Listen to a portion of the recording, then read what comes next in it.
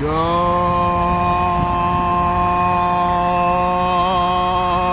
is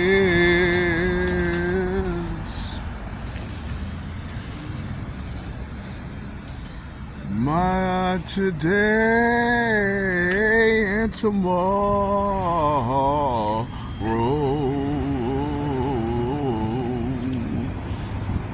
God, my God is Joker T.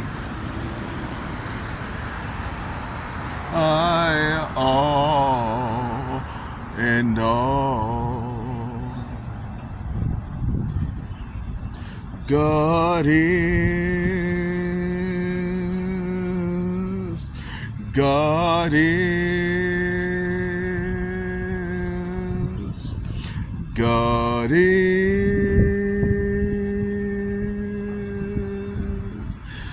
Never, never come short of His word.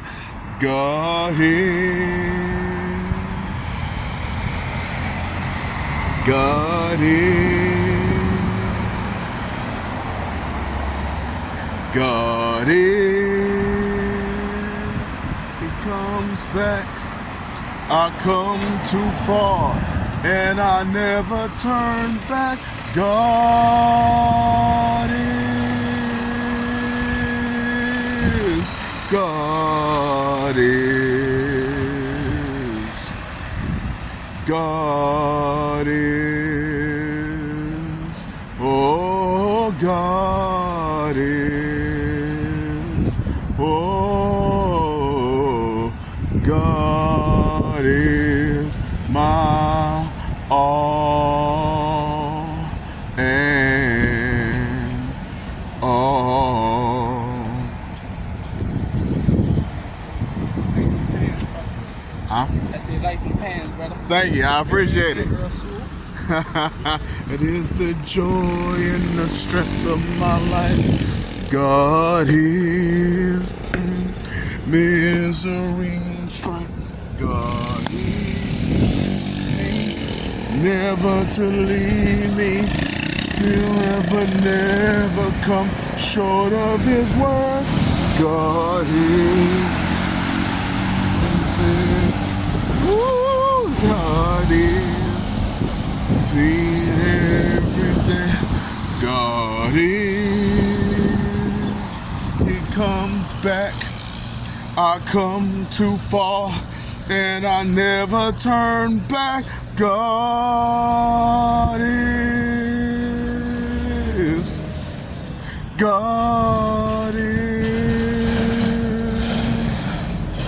God is. God is. Oh, God is my all and all. God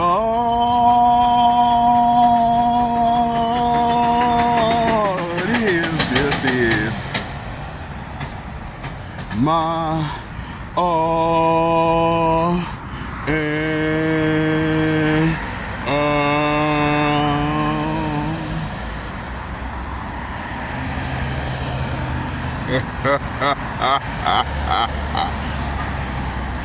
God is my all and all.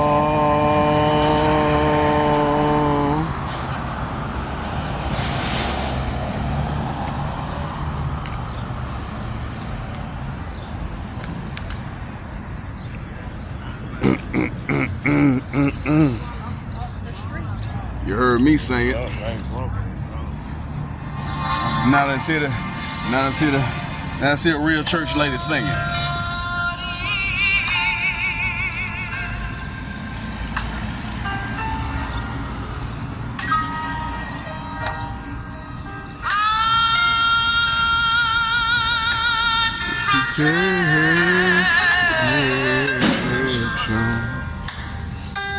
God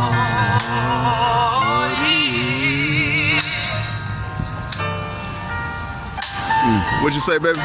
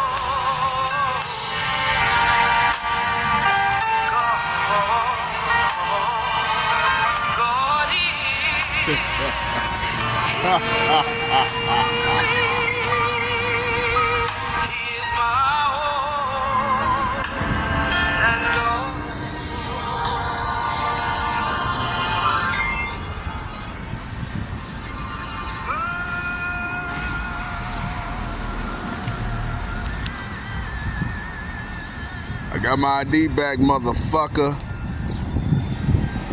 Lost it in the vision. Vision gonna be discussed on Mr. Maskman / Mr. Loveman. But I lost all my property, lost my glasses, lost my wallet, lost all my shit, man. You know, and I got most of my shit back. Thank you, God. Could have done it without you, nigga. Yeah, I call God a nigga. God ain't no nigga. God a white man with a white hat.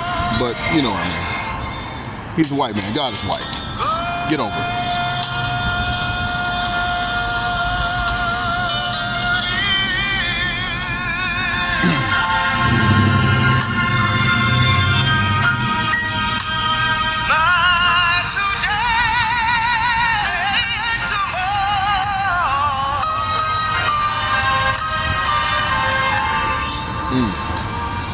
Sorry, y'all.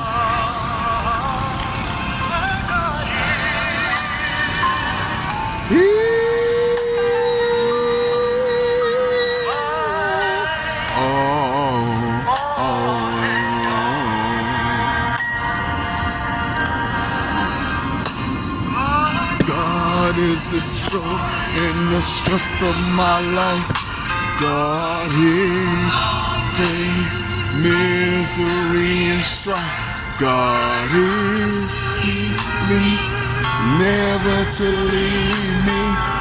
Can never come short of His word. God is. God is. God is. When He comes back, I won't stay on earth, but we can visit heaven, and I'll come back to earth. I'll go with you when you come back, nigga.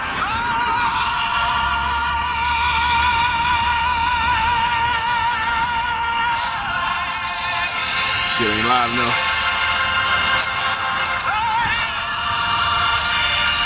Shit ain't loud enough. Shit ain't loud enough. God is my all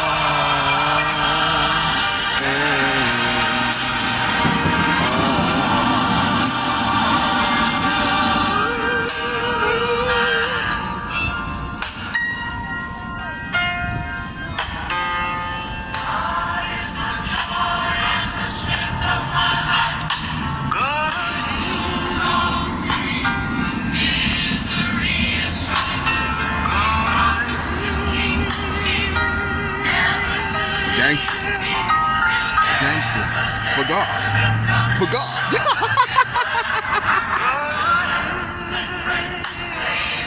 Gangster for God. Mr. Maskman. Ever. Anderson Jr. Joker. T. Over here. When he turns back, I'm coming too far. And I'm never turn back.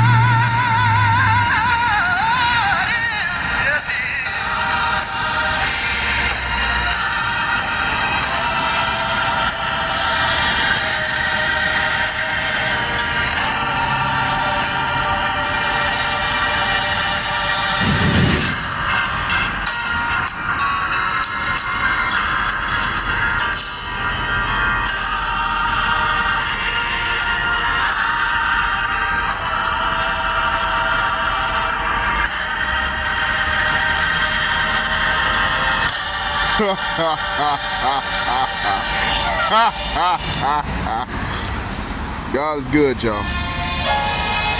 Alright, get this shit off. Play some God. Not gonna play Chameleonaire right now. Play one more song. Let's get into it.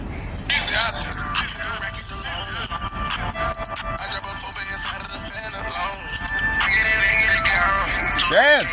Dance!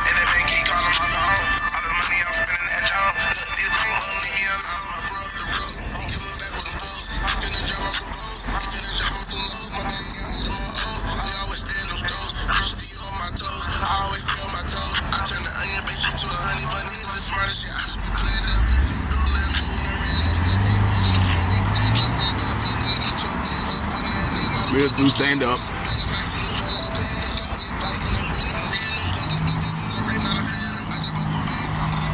Long. I do long. Long. Long. Long. Long. Long. Long. Long. On. On. On. Long. On. Long. Bias. Long. Like a rocket, they check and fly high to the drone. Got Percocets in my fit pocket. Got 200 hoes on my phone. Put a bustin' on the boat. We get in and battle low. I put in that work and got cash for my brothers, but I put it up on my own. These poor niggas alone. I knew you was right, but I could've been wrong. I promise I'm wasting a home, and then the way, but the little nigga knows. This ain't a PP loan. This 250 loan. I got that cash on my own. I get the rest of my long. Home. Long. Oh. Long. Oh. Long. Pocket fire. Long. Oh. Long. Oh. Long. Oh. Oh. Pocket. Long.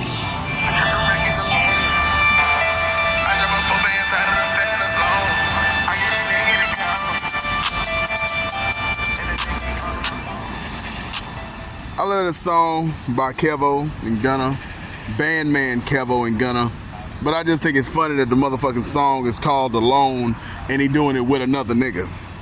That shit is hilarious to me. How the fuck you make a song called Alone with somebody else? And it's 2 minutes. It's not even a 3-minute song.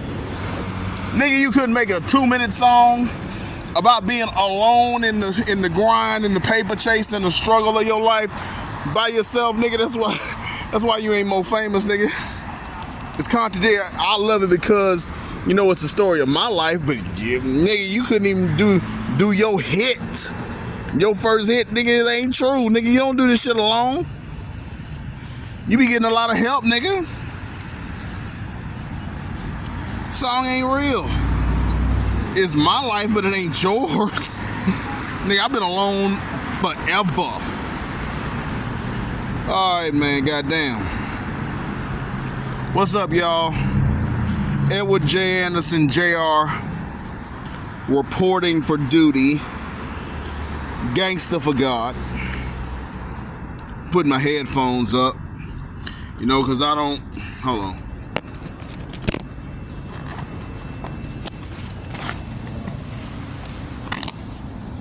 Look at these fly ass pants that Patrice got me. Look at this shit, man.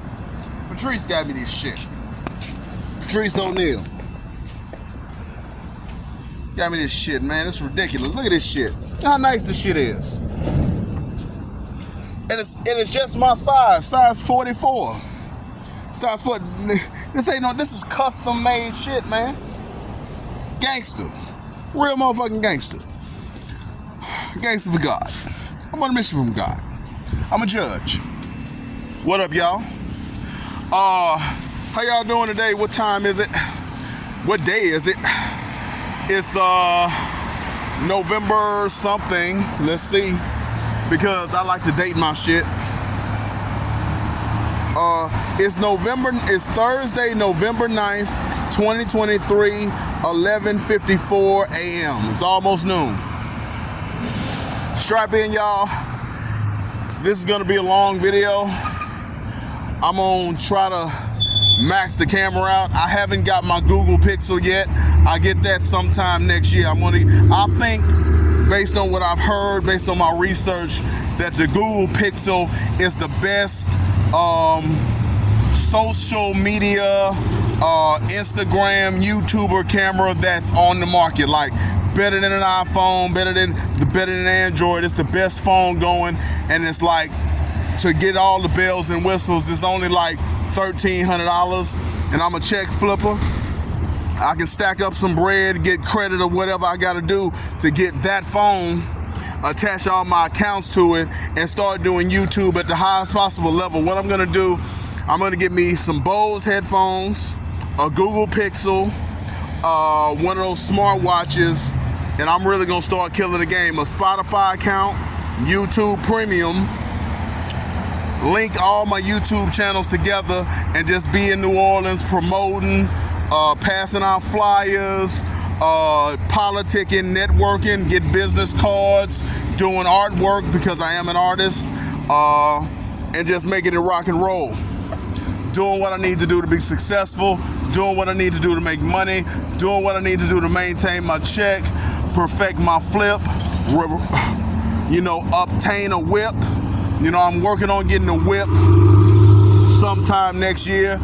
I'm working on stacking like $2,500 to $3,000 to put towards a nice whip, so that I can drive around New Orleans doing the dollar water hustle, the compass, the real phones, lighters, and passing out t-shirts to promote the channel, and selling artwork, all around the city, and starting the takeover of Louisiana and Texas, to take over those two states, not as a king, but as a man. I want to be the man of Louisiana first and the man of Texas second. I'm the man of both states, and dominating and controlling and running those states, both of those states, totally as a black man, born in the 80s, at the end of the 80s, July, black man, socially conscious, loves the black community above all, black first, be one, but loves all of humanity, the people's champion, another people's champion. Wrestling has two people's champions. The real people's champion, Diamond Dallas Page, the black people's champion, the more popular, the more successful people's champion, the Samoan, black, Polynesian, The Rock, and I am the hood's people's champion, humanity's people's champion, the world's people's champion, Edwin Anderson. There's three people's champs, and I'm one of the people's champs. So I'm a people's champion too. And one day, me, Diamond Dallas Page, and The Rock are all gonna get in the ring together and hash this people's champ bullshit out. Who's the people's champ? Are all three of us the people's champ? Is DDP the real people's champ? Is The Rock the people's champ? Is that what the people's champ? Who is the people's champion? That'll happen one day. If God say the same. So the title of this video is called Creeper on. I'm gonna call it Creeper. I know Creeper in Osman Inn. That's gonna be something like the title of this video. Now this channel is really, really small, and I'm being careful. I wanted to include the nigga's name that I was talking about in the meat of in the title of the video, but I felt like, okay, that's too far. I'm new to this. I'm building this channel up. I'm reckless as it is. I don't want to do something now that's going to get me sued later. So I will mention the man's name who I'm talking about inside of the video, but I'm not going to put it in the title, and I'm not going to make a picture of a black man. I'm going to be codified in how I talk about this weirdo motherfucker who got me kicked out of a homeless shelter for basically just having too good a time. Okay, let's get it. Okay, the man's name who this video is about is a black man, light-skinned black man named David McGee. His name is David McGee. He works at the Osman Inn, and he works the night shift. Light-skinned, skinny black man, gap teeth, at first glance seemed like a cool guy. He says something whenever you meet him and you talk to him. He said, "You be like if you walk up to David McGee, if you ever see him, you're like, how you doing? Always well. Always." He says, "Always well." You know, so kind of seems like a laid back guy. Doesn't really, you know, get into it much. You know, but you know. Didn't really size him up when I first met him. He didn't make it into my gaze. He really wasn't in my gaze. I really wasn't checking him out. I was, you know, focusing on being a player, focused on macking and shit, you know, working on my YouTube shit. I really wasn't paying him too much attention. David McGee is a weird motherfucker. Weird motherfucker. And in my opinion, the nigga's a criminal of some kind. My guess would be, this is just my guess, is he's into little boys. That is my guess. I'm not saying he is. I'm not saying he is. I don't want to. I don't know. But I think he's some kind of a criminal, and let me tell you why I think David McGee, man who works at the Osmond, and I'm gonna tell you why I think this man is a criminal. So follow me. Follow what I say. And see if you believe that this nigga is possibly doing something in the streets of New Orleans that is harmful to children or not. Okay. Put my backpack now. Okay, when I first heard David McGee speak, I was sitting down, you know, for the part of the day where you have to get your duties. Like in the Osmond Inn where I used to stay, they kicked me out. I don't stay there no more. I'm denied all services. I'm not allowed to go back, not even to get the money that I gave them. I'm not allowed in the building. So Osmond Inn, they kicked me out. But before I got kicked out, there was something called duties where you had to like sign people in for a bed or watch the showers and make sure the guys checked in to take a shower, or you had to pass out pajamas to the clients. It was basically like that. So I was sitting down and I hear this voice in the background, and here's what David McGee, who I later came to know as David, here's what he said. Wash your ass! Don't let your geographical location get you put out tonight. We want you in a bed. Wash your ass. That's David McGee. Very, very concerned with men washing their ass to stay in a homeless shelter. Very, very, very concerned that men are literally washing their ass crack. Like, this is very important to this man, that you are washing the crevices and the cracks of your ass to spend the night at a homeless shelter. And at first, you know, you thinking about it, you knew, like, I'm a hood nigga from Shreveport, you know, so I'd heard a lot of shit, seen a lot of shit, been a lot of places, and this was like after I heard the gunshots of somebody somewhere getting shot at least 20 motherfucking times. Like somebody in New Orleans, like at the apartment complex that's like 20 feet from the homeless shelter, somebody got popped at least 20 times. Like somebody got shot once and then bang, bang, bang, bang, bang, bang, bang, bang, bang, bang, bang, bang, until there were no more bullets in whatever gun they were shooting. And I was just like, God damn.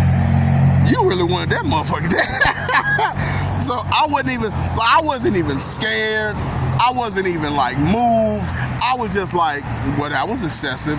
So I wasn't tripping on the fact that this man every night when he worked and he was letting all of the overnight guests stay in the place, I wasn't even too moved at the fact that every night he worked, he made it a point to say, wash your ass.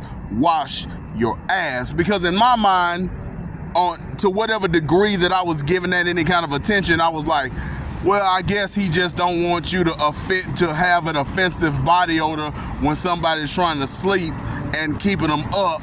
So maybe what he's saying is that keep yourself clean so that people can sleep. Maybe that's what he's talking about. Maybe. And that's as far as I gave it any thought. As far as I get, oh, he just don't want you to be having offensive body odor, somebody trying to sleep. That's all it is. Okay, and here's the other thing. That ain't it. That's not all. It's not just wash your ass. This is what I believe is his policy and his policy only. The Osmanian doesn't even know he's saying this. Mr. Jerry knows, but bitch ass, faggot ass nigga. But Mr. Jerry, gay man, another gay man, knows he's doing this, but nobody else really knows or gives a fuck that he's saying this. Wash your ass or 60-day restriction. 60-day restriction. You know how long 60 days is? That's 2 months. That's 2 months. 2 months, you're not allowed to go to the Osman Inn, a homeless shelter for people who are living on the streets, people who ain't got no money, people who ain't got no family, people who ain't got no home, people who ain't got nothing. You're not allowed to come in this building where it's comfortable and there's TV and there's food and there's games and there's books. You're not allowed to come into this building for 60 days if you don't wash your ass. Yo, wash your ass. You be out on your ass. You better wash that ass. You better get all them dookie particles and all that shit out your ass to David McGee. Oh, he'll know. He'll know and he'll come get you. The creeper of the Osman Inn is lurking. The creeper is lurking. And he rides a bicycle, wears a helmet. I mean, real. I mean, I'm talking this nigga looks like a character like out of Family Guy. Like if that old man that's always trying to fuck Chris had a black friend, like it would be this nigga. Like that's who this nigga is. That's what he is. This weird motherfucker. And I was just kind of playing with him. I was kind of joking with him because he said always well.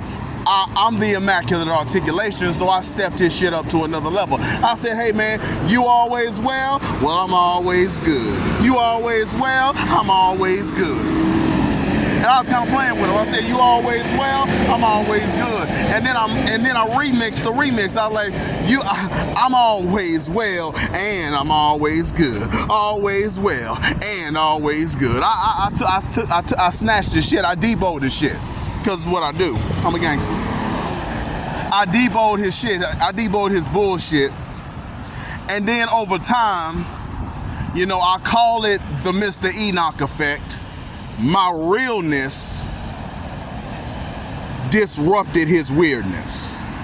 I was so real, so gangster, so pure, so sinless, so blameless, so innocent, so perfect, that whatever weirdo shit he's doing when he's on that bicycle lurking through the community of New Orleans, doing God knows what to God knows who, God knows when, you know, he got affected. Like, he was like, who is this nigga? Is he gonna find me out? I gotta get rid of him.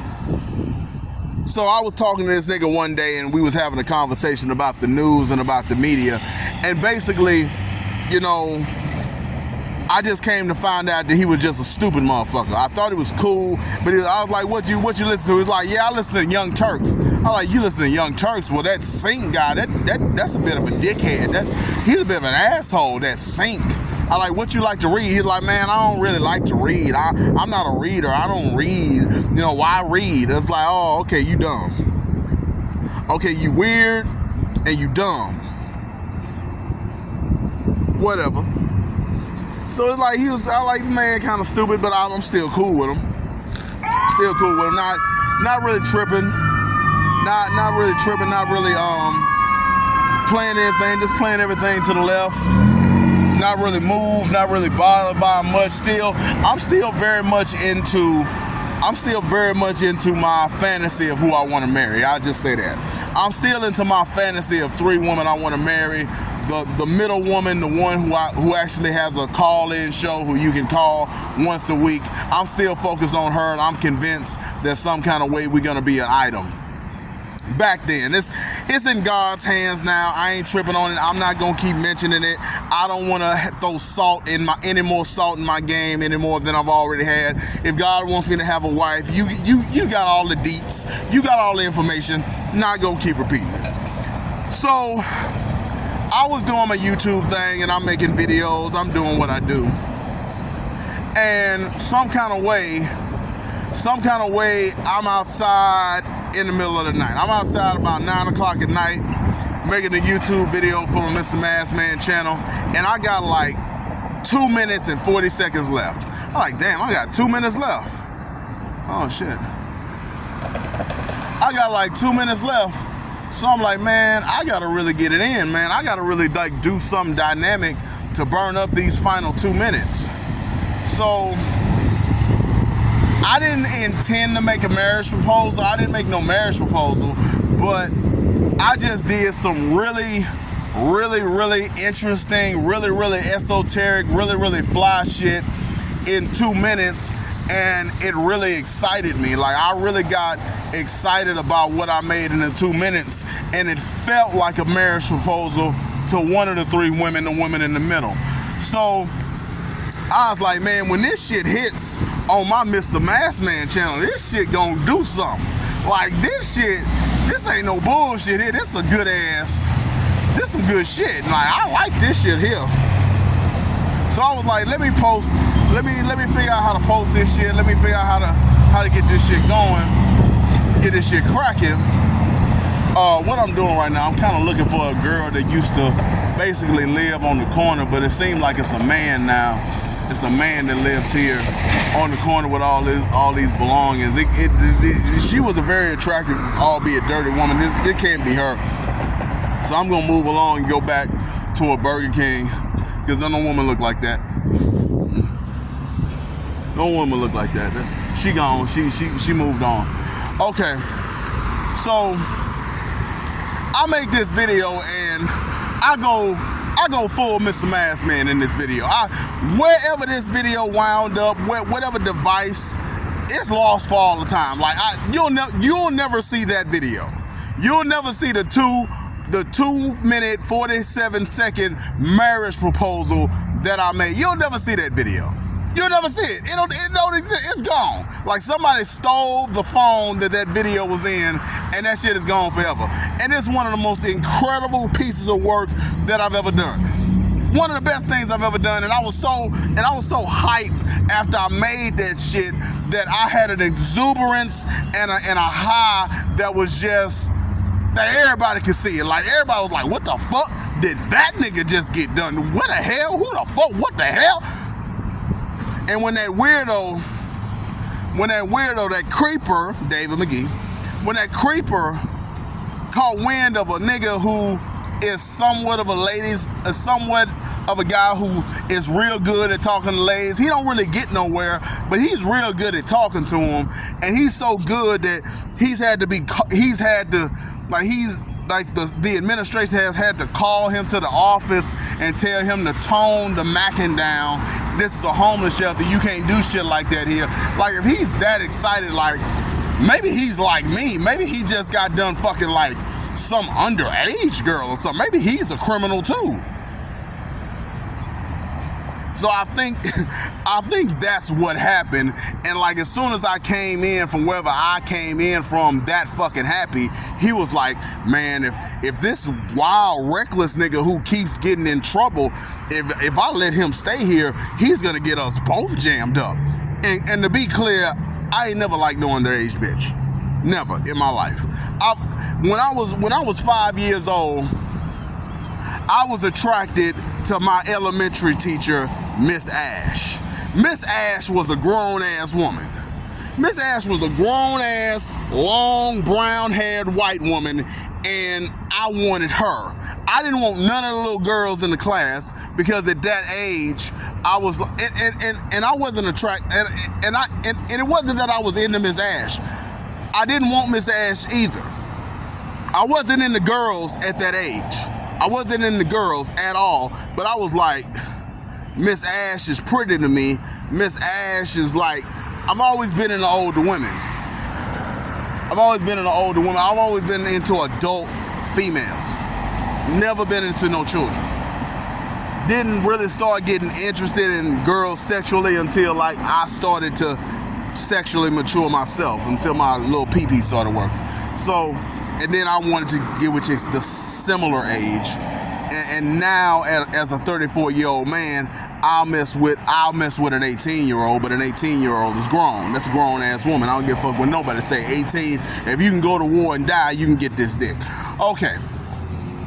So, I come in basically looking like motherfucking R. Kelly, and this nigga is the creeper of the Osmond Inn. It was like, man, we both can't stay here, man. He gonna make the block hot. I was basically making the block hot.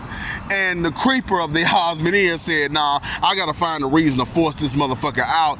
And then he just started progressively fucking with me in little ways until he could find a justification to literally throw me out of the place entirely.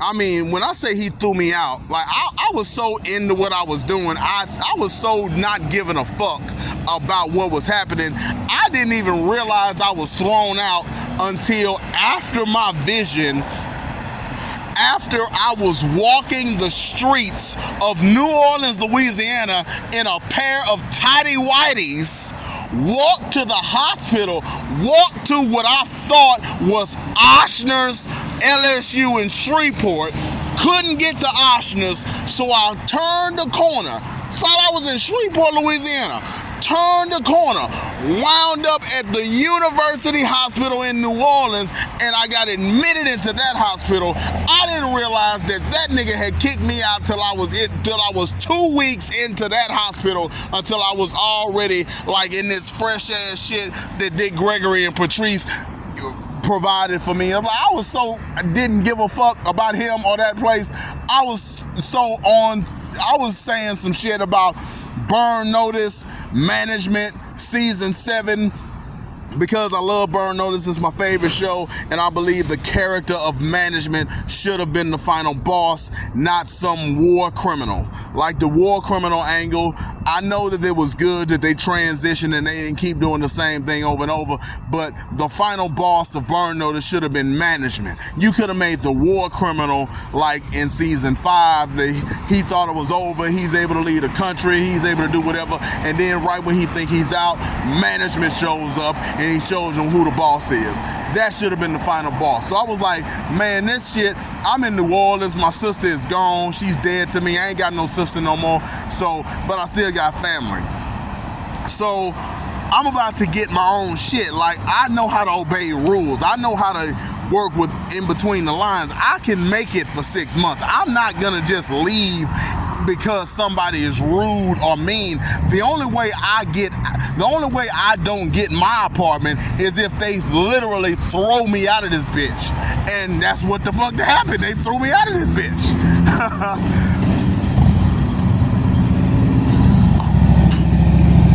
They threw me out of the bitch. That's what happened. They threw me out of that bitch. And I was like, God damn. When I called faggot ass Mr. Jerry, gay man, and I don't mean that in a disparaging way. Like, some people are closeted homosexuals. Some people are closeted homosexuals. They don't want people to know that they gay, and you know, they kind of like present themselves as manly men, but they homosexuals, and he's one of them. You know, so this gay man, Mr. Jerry, I don't know his last name, but I call him the boss of the Osmond Inn. He tall, huge black man, claimed that he was shot over 20 times, walked with a limp, homosexual. Listen to rap music listen to loud ass 90s rap music on his way to work and on his way out from work. Is very, very rude and discourteous to people who are simply asking him for help or advice. Never really has the time or the interest to provide any services, even though that's his job. Bitch ass nigga, basically. You know, and here's what I mean by bitch ass nigga. Let me do a side note on Mr. Jerry. I told Mr. Jerry I needed to go to the Social Security office to handle some business. He said, okay, I'll provide a ride for you. Just show up just meet me in the morning. I'll say, okay, bet. So the morning that I was supposed to go get my ride to the Social Security office, I'm in a new town. I don't know how to get around. I don't know where the Social Security office is. I think it's dope that you're gonna provide me a ride, so at least I can be on time, so I'll be on time. So I'm not early, I'm extra early. I'm so early, in fact, the man who drives the van, I met him. I saw him driving the fucking van. I saw him on his way in, and I talked to him. I said, how you doing, man? I got to get with Mr. Jared to get with you to take me to the Social Security office. He was like, okay, whatever. You know, and I was cool with him because I talked to him before, and he went on about his business. He left, and that exchange was over. Because he showed up around 7:30. Mr. Jared don't show up till around 8 o'clock. I see Mr. Jared at 8. I say, hey, Mr. Jared. He said, hold on. I ain't never. He ain't do all that, but he basically did the rude version of, I ain't really at work yet. Get back to me later. So I'm like, whatever, that's just the way that faggot ass nigga is. I wouldn't say he was faggot then, but that's the way that man is. He gotta wait till he get in. He said he was gonna do it when he got in, but I'll get back in touch with him later. So I'll wait however long it's necessary to wait for him to have some time for me. And when I finally got a hold of him, he told me to meet me in the morning. I saw the guy who drove the van. I saw him. And then when I finally got his attention, he told me that I had missed my appointment.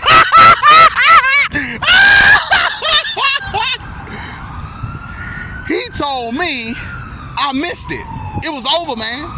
It was over. So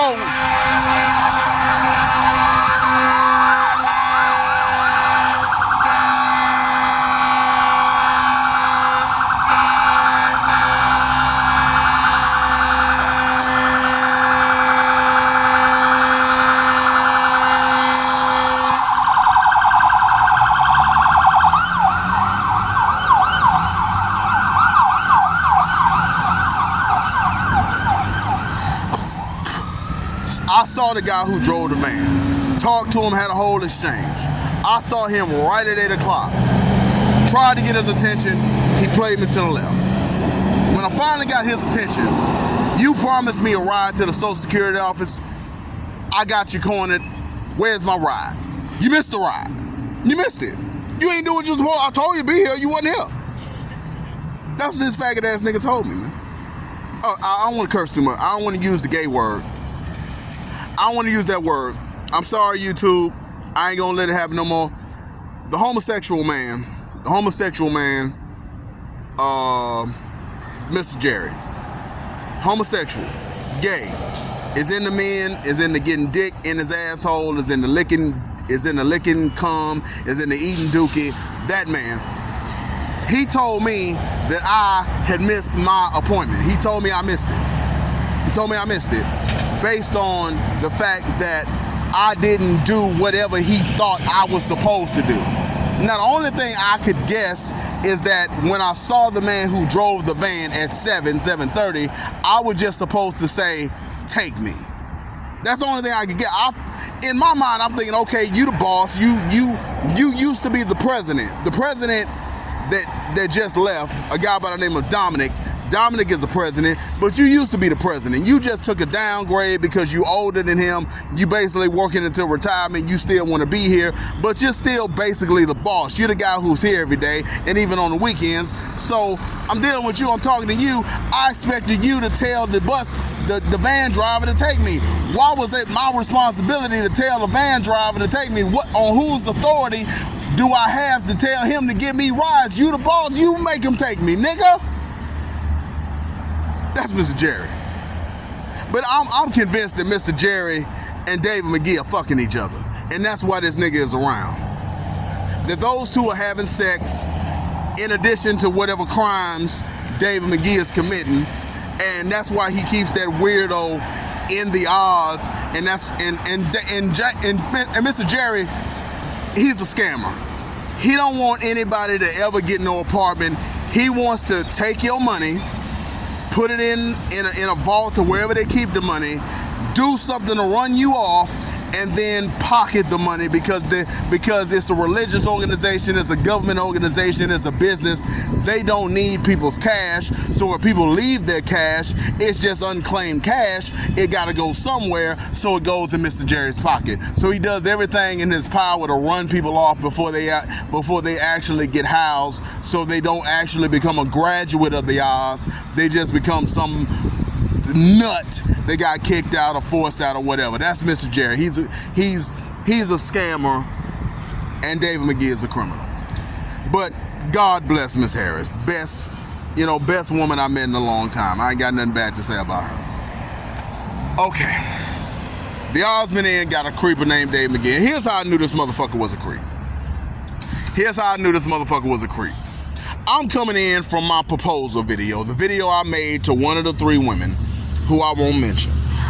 I made my proposal, and I'm happy than a motherfucker. I'm getting in a motherfucker. I'm acting like I'm R. Kelly off of a concert or something. I think I had beads around my neck. I think I was twirling my headphones. I was full Mr. Maskman in the new era Maskman. I was full tilt walking into that building. Even I know I was doing too much. And so this nigga saw me. I don't know if it was that night in particular or a night shortly thereafter, but some kind of way this motherfucker cornered me, and I was in something called the program, which means I basically worked there, and I was allowed to do shit on the weekends, and like I basically worked there. I just didn't receive a legitimate paycheck. David McGee gets a paycheck, and he lives there. Like, he could get an apartment, but he gets a paycheck and he chooses to live there instead of getting his own place for some reason. Like, he walks around in the Oz with shower shoes and shaving his head. Like, he don't want to live nowhere else. He want to live there, but he gets an actual paycheck. So he cornered me, and this motherfucker forced me into the shower. And he made sure that I washed my ass.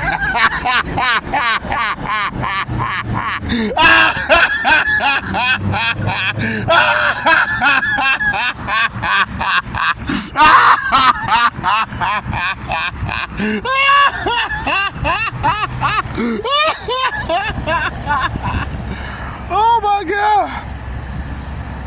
He made sure that I washed my ass.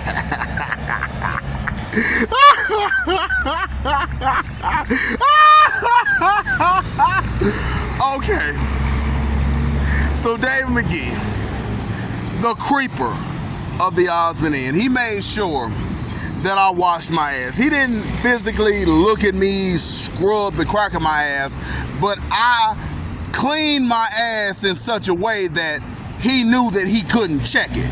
Like he knew, like, based on what he could see with me being in the shower, like, damn, he actually washed his ass. I can't pull his butt cheeks apart and check. Fuck, this nigga cold. It was that. Like, if I didn't wash my ass, he would have inspected my ass in some professional job sort of way that you can do such a thing. He would have some kind of way looked at my ass and said, wash your ass. Okay, so I wash my ass and I get clean because this nigga insisted, and I'm ready to put my clothes on. And the way that he is instructing me to put my clothes on let me know that this is not a man who knows anything about adult men. Like, this is not a man who is familiar with adult men or how adult men get down or what a actual man does. He didn't have no father. He was raised by his mama or grandmothers. He don't know shit about men. Because here's what happened. He's telling me to get dressed in such a way that I don't want to get dressed. I want to put the socks on first. I want to put my shoes on next. He's like, no, put this on that way. Put this on that way. Because in my opinion, that's how he tells a boy to get undressed or undressed. You know, that's how he like, take off your tank top, little boy. That's how he does it. So when he's instructing a little boy, like, he got a certain way that he does it, and because he got me cornered, who he thinks may be an R. Kelly guy now, you know, let me do what I do with a little boy to this grown ass man. So I'm putting on my clothes the way I want to put on my clothes, and he's just so unsatisfied with the way that I'm putting on clothes. So I'm almost finished putting on my clothes, and I said, okay, the last thing I got to put on is the jeans. I just took off my dirty jeans. My dirty jeans is fucked up. The button is broken on these jeans. I don't want to put these jeans back on. Let me put on my good working pair of clean jeans. Let me put those jeans on. And when I went to take those jeans, a pair of blue jeans, a garment. I like, let me put those jeans. They're like, no, you can't put these on. They're like, I'm gonna throw these away. I like,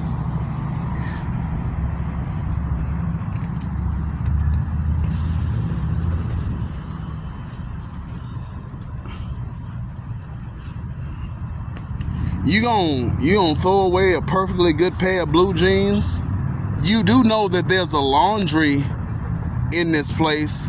It's like, I'm gonna take these jeans that you think is dirty, and I'm just gonna wash these jeans. They're like, no, I'm gonna put these jeans, these sullied, may have dookie in them jeans, I'm gonna put these dookie jeans in the trash.